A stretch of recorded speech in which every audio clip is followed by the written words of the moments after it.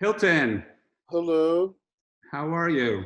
I'm pretty well. I thought I'd put on something a little light color to cheer us up. Well, you look great. Thanks. And I have to start by saying that is an amazing collection of books behind you. Oh yes, this is my little room where I'm supposed to make things happen. So where are you calling from today? This is my apartment in Manhattan. I've lived here for about um 4 years, I think. And the sound you hear is the washing machine because everybody has to wash daily, right? Yes, Oh, domestic routines are of the utmost importance. yes. So how have you been, Gregory? I'm good. I'm good. We're all hanging in there. Yes. So as I mentioned to you, we're going to ask you a series of very general, very open-ended questions that have all been compiled by the students. Yes. And with your permission, are you ready to begin? I am ready. Great. First question is, what was your first aesthetic awakening? Huh. That's a very interesting question. I would have to say,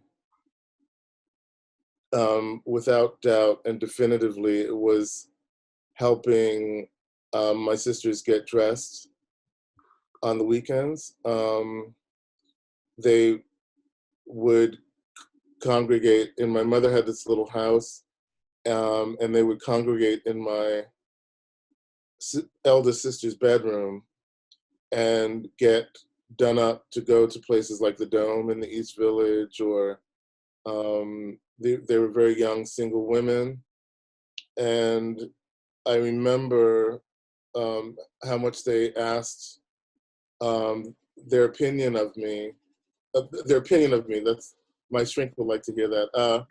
My opinion of what they were wearing and what they could do to um, improve or take away from an excess of stuff. So my first aesthetic experience really was a kind of styling job that Mm. was also very emotional because it was a way, I think it was a way for me to be gay Mm. that was allowed because it's like gay for use, you know? Um, it's sort of like production for use, there's gay for use. And it was a way of being an audience, but also being the subject as well.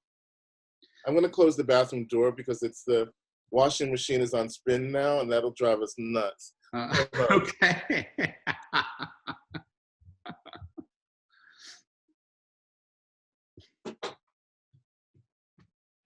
Okay, I'm here. The spin cycle. Yes. Who were your early influences when you were coming of age? Um, Influences in terms of writing or thinking, or However uh, you'd like to answer the question. I think for sure it was a lot of. I didn't really read until I was about 10. I wrote before I read. So when I was about 8, I started writing about people in my neighborhood and family members. And I think for sure that influence was my sister Bonnie, who passed away several years ago. She was a poet and a school teacher, and by far the most sort of open-minded of my family members. And I think it was a way, again, just sort of dress up was a way of connecting. I think that writing for me was a way of connecting with her.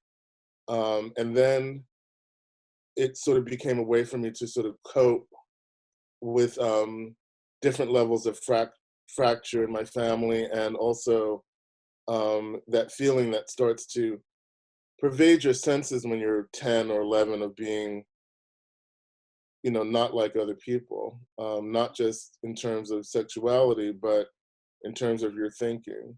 So it was a companion. Writing was a kind of companion, and my sister indirectly was um, it was a way of being close to her. So that was the first, for sure, the first influence was another family member. And then I started to read, when I was around 10, I started to read a great deal. And I was very attracted to stories about writers or people who, through adversity, had managed to become artists or scientists of some sort. So I read a lot of biographies of people like Nellie Bly, the great reporter who used to sort of act in order to be in a situation. Horace Greeley was a great influence in terms of the liberal imagination. I loved all sorts of people: Betty Smith, Thomas Wolfe, Paul Marshall, Gwendolyn Brooks. I loved people who had a great sense of voice and didn't necessarily, the voice was the narrative for me as opposed to having a sweeping narrative sensibility like Tolstoy or Dostoevsky. I was very much attracted to the voice always as the narrative. So subsequently, in my 20s, Proust became a big influence in terms of not distinguishing between philosophy and fiction or action and reflection. Mm. Do you feel that your work is autobiographical in any sense? Even the work you do as a critic or curator or just a cultural thinker? How dare they ask that question? Get out of my classroom. No, of course. I think that everything that we do that has value for us is a part of the story, not only the story that we've lived, but the story that we want to tell about ourselves and about our connection to other people. I don't think it would be possible for me to find meaning in something that didn't really sort of connect. Even I've written in the past about a particular artist's work I didn't like very much, only because I wanted to find out if I could make something beautiful out of a contentious relationship or not a contentious relationship so much to the work as a kind of indifference. So I think that the wellspring for any true art, writing, thinking, feeling has to come from the self and putting the self on the line. Otherwise, what's the point? What do you feel the relationship is between image and text? Something I'm sure you've thought about. I haven't thought about it as much as I should, probably. Maybe that shows. But my first jobs were always in publishing. My first jobs were about the marriage of image and text. So I worked as a fashion editor. I worked as a picture editor. I worked as a graphic designer. So a lot of the first experiences, I think even Gregory, that might have been how I met you. Even was I was an art director somewhere, and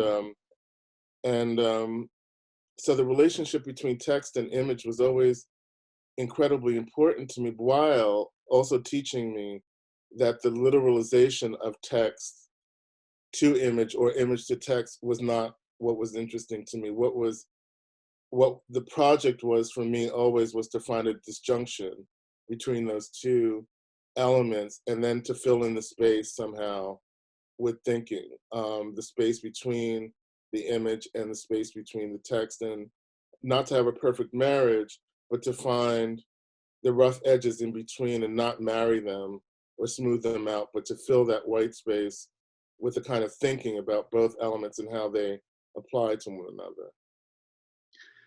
What is your least favorite part of the writing process? Doing it.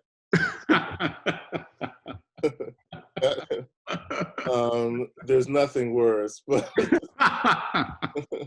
but I think for me, it's always what a friend and I always call going there. You Yeah. know, you have to go inside Mm. in ways that are always not necessarily daunting. I think that in a funny way, you're afraid of being crippled by that kind of interiority, not having a life with other people um, or connecting properly with other people. I used to have a great friend, and we would go out to dinner with, let's say, with other people, and he would just look across the table at me at some point and say, "Stop writing," because it's not the sort of thing that you put down for the day. It's something that you live with. And so, in a way, back to the idea of writing or reading as a form of companionship. It is a companion, but it's not necessarily a person that you would want to live with. Right. Yeah. What is the best part for you?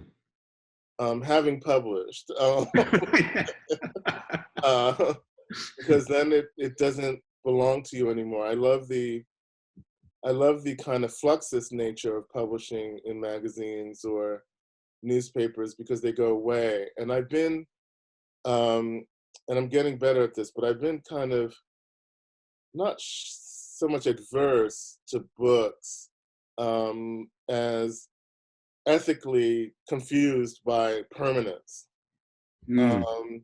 That one of the things that I've loved about a particular kind of writing that I've done or that other people have done is not remembering it. So sometimes I'll get an email from someone and they'll say, "Oh, um, I really liked what you said in something," or a student recently said, "Oh God, you know, you wrote about so and so. I had no memory of it." And that's the part of writing that I like, which is that you're leaving this trail that belongs to other people, and the thing that belongs to you is the present day and the thing that you're doing now.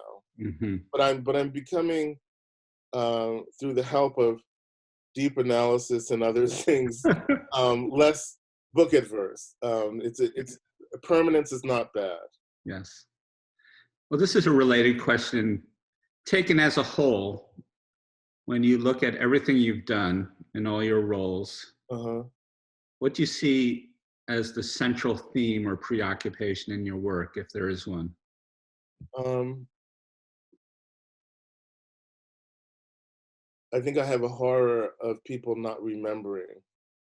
I think that memory Mm. plays the biggest role in the kind of work that I like to do, and also it's a way for other people to connect to their memory. I Yeah. think as a kid, I was very um, concerned about people forgetting other people, Mm. and I was the kid who always wrote on the back of photographs what the dates were, or um, I I have a real sort of um, not antipathy, but it's a sort of sad kind of horror of people forgetting stories about other people and writing them down or photographing them or um, talking to people is a way for me not to forget.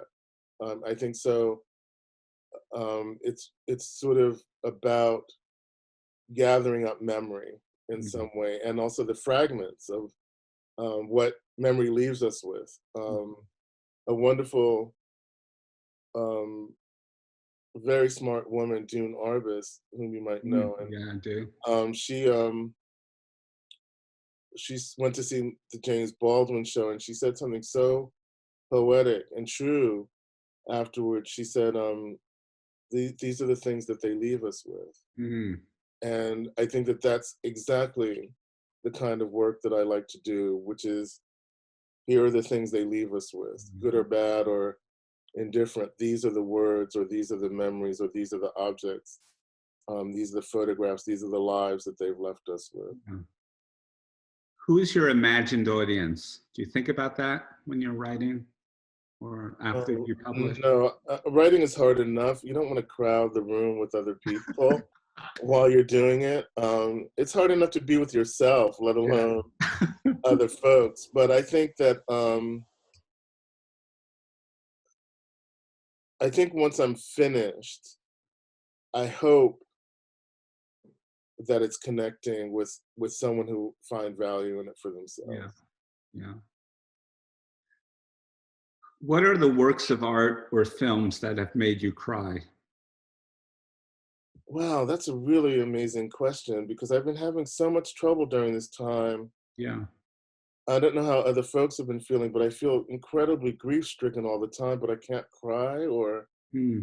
I feel deeply mournful, but I can't sort of release in some weird way. So um, the objects or films that have made me cry. I know that you've had Tilda Yes. talk to Tilda, and she's an old friend, and there's a little movie of hers that doesn't get played very much, but it was a kind of little home Derek Jarman movie, Hmm. and they go to the seashore, and it's just her on where she grew up, and that makes me cry. It's almost as if she has no skin Yeah. on her person at all. She's just kind of um, translucently in love with this person. Hmm. So that makes me cry. Um, I was thinking about this morning. Joan Blondell in Tree Grows in Brooklyn Yeah. makes Yeah. me cry because she Yeah. reminds me so much of the Yes. women I grew up with in terms of being tough and also some of them deeply effective emotionally. I'm trying to think. Any person who makes art makes me cry Yeah. because the endeavor is so um, difficult um, and isolating and troublesome. And anyone who writes anything, whether they are writing for magazines or books or movie posters or liner notes, um, those people make me cry because there's such incredible faith, blind faith, to be an artist. Hmm. Great answer. Do you have any guilty pleasures? Um, besides wine tasting and fornication, that's a quote from someone else. Is that a quote? It's sort of a paraphrase, but I've always liked it. I've always wanted to use it, so thank you, Gregory. Yeah. Well, it's Um, my pleasure. um, Guilty pleasures. Um, does that mean that it has to be a kind of trashy thing, or There's no parameter on that. okay? Wendy Williams, really. That's My perfect. That's a great answer. number one guilty pleasure. Yeah, that's good. I love her no matter how insane she is. I love her because she doesn't speak English. She speaks Wendy, you know? What is the role of criticism in a time of crisis? Beats me. Um, I think that on some level, um, the role of criticism shouldn't be thought of as a role, first of all. Yeah. That it's another way of telling a story. And so let's call it storytelling. I love that. I think that the role of storytelling through any crisis or any seismic shifts in the culture has to do with um, like the woman Carolyn Forche I just wrote about it in the New Yorker. It's this idea of bearing witness. And so the role of, I won't even call it criticism anymore. I do mean it when I say let's call it storytelling. Um, the role of storytelling again goes back to memory so that we don't forget um, these seismic shifts and the people living in the margins of the seismic shifts.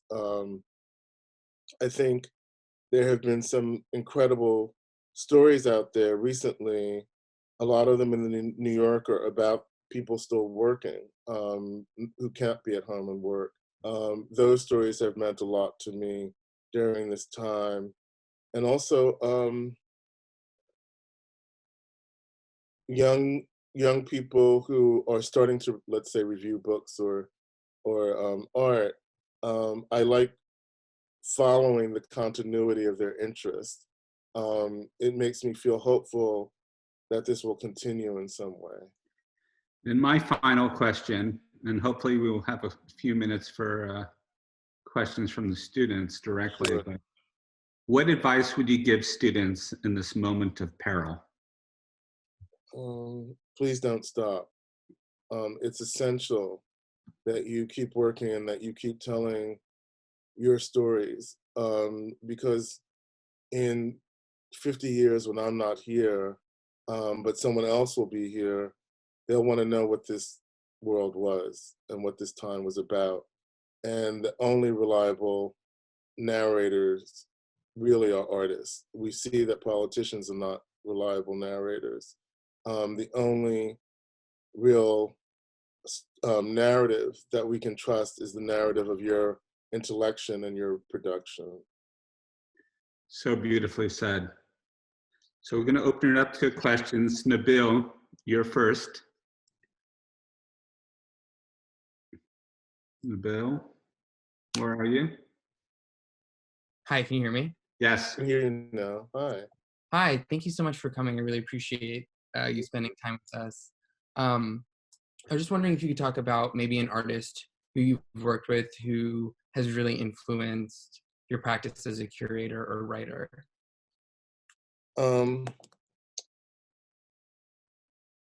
That's a very good question. I think that one person who has had enormous influence on me is Alice Neal. Yeah. And that has a lot to do with the fact of she transgressed a lot of the things that people are overly cautious about these days, such as the question of who gets to speak to whom, about whom and to whom. She was a nice white lady from Pennsylvania who was attracted to Black and Latin culture, lived in Spanish Harlem, raised her one mixed race child and another child by herself, more or less. This was a narrative that was very close to my own history.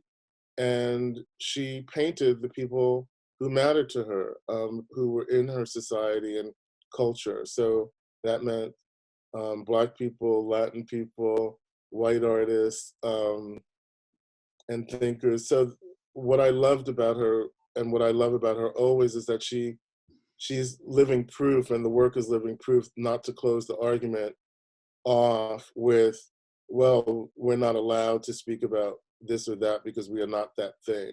She refutes and explodes the literalization of art. Great. Dylan, you're up.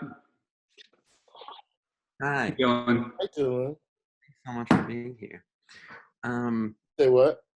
Thanks so much for being here. Thank you for having me.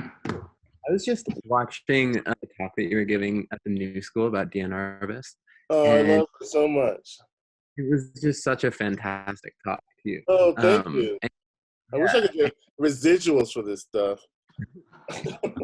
YouTube money.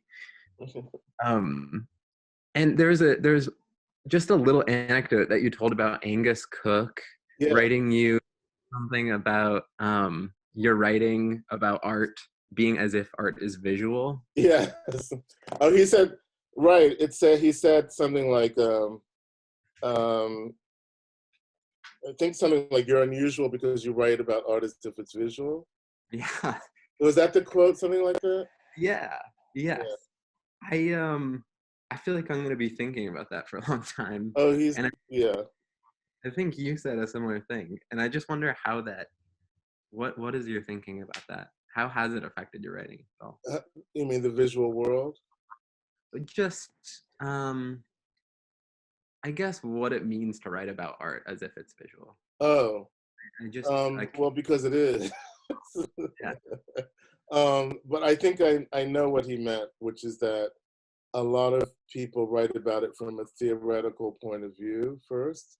And to me, that really takes out all of the fun of looking at things. You shouldn't forget the fact that the artist, the visual artist, presumably had some very intense relationship to the visual world and wanted to manifest it for him or her or their selves in their own work. So it's always the presupposition for me is that that they've created out of this kind of ecstatic energy, and that it's my job as a storyteller to describe what that looks like. First of all, I had the great good fortune of studying with at Columbia with a man named Kenneth Silver, who's a great art historian, and he went to Yale, as a matter of fact, and he really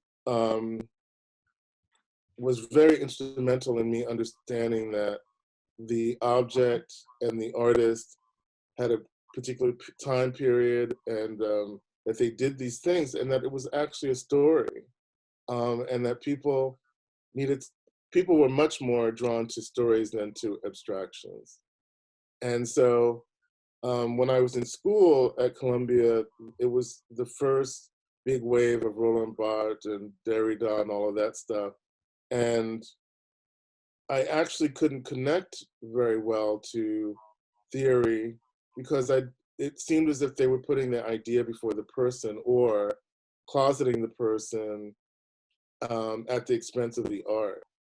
And I didn't like being closeted. It took so long to come out. Why not be free? So I wanted to be free, a free self, responding freely to the energy and the purpose of what another person was doing. Is that helpful? Absolutely, yeah. Okay. Well, Hilton, thank you so much for your generously meeting with us today. I know you have another meeting to go to. It's okay. Do you want one more question? Yeah, there's one more. Is there anyone have one more question in the group? Raise your hand. Doesn't have to be a photo student. Could be anyone. Is that your hand, Gregory? Yeah. Well, you know, I always have questions. So. Okay. If you have one more, I have a minute. Yeah. What is your favorite movie of all time? Oh, that's a good question.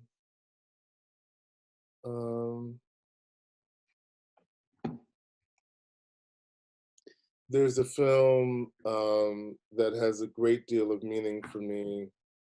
There are two films, I think, that have a great deal of emotional sustenance for me. And one is a film called Claudine. And Yeah. it was a film that I took my mother to when it opened, and she asked if it was a documentary.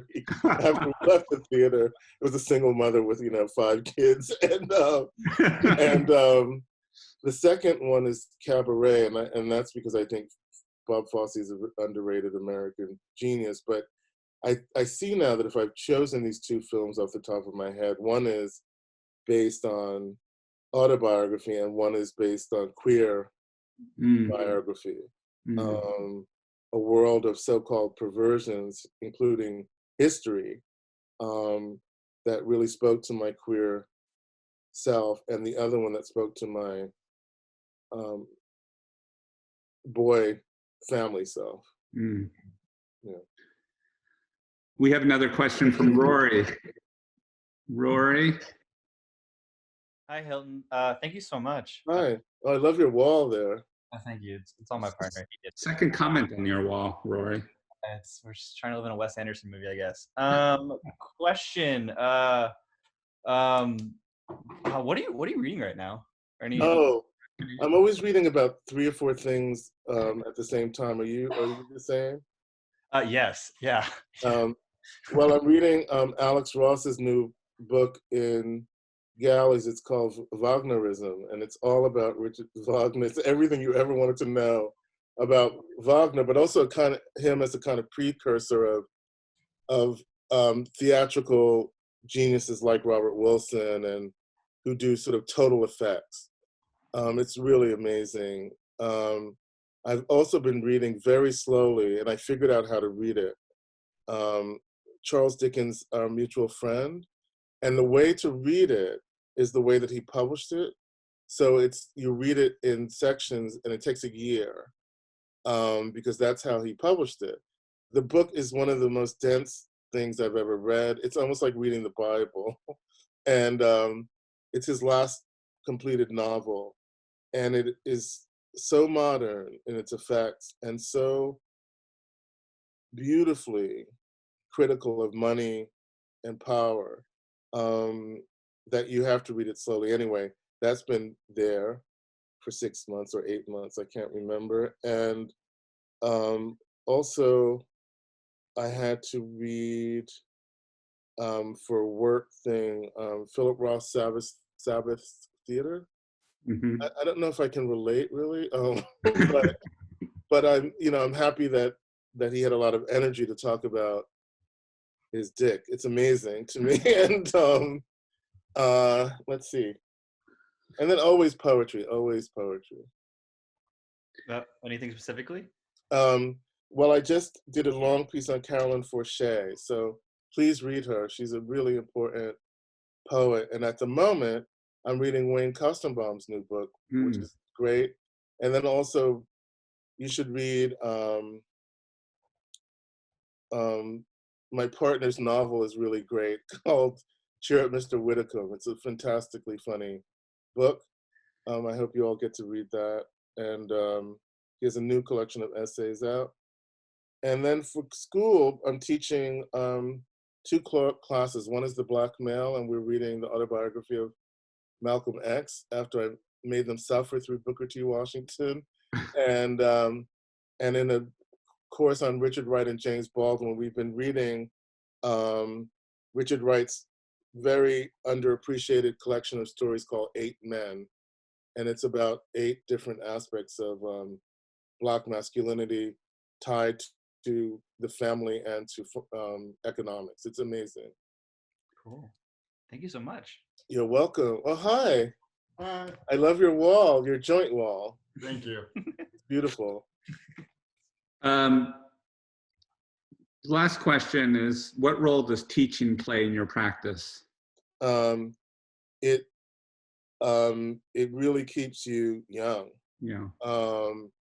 Because they're not, I don't believe in sort of canned answers to anything, and they certainly can hear it if it's by rote. So you walk into that room as if it's a kind of theater, and you don't know who the audience is from week to week, because you're giving them a new script every week to read, a new performance. So it keeps me really very present, and it also keeps me a little nervous, about what I'm able to do and what I'm giving and what the response is. So I like the anxiety of it. Yeah, I understand that. Yeah. Well, Hilton, thank you so much. You're more than welcome, Gregory. I'm sorry that we couldn't visit in New Haven this past semester, but we will be together again. We have 235 participants here who all want to say thank you. So we're going to take the audio mute off so everyone could show their appreciation to you. Thank you. Thank you so much. Thank you. Thank you. Thank you. From Detroit. Thank you.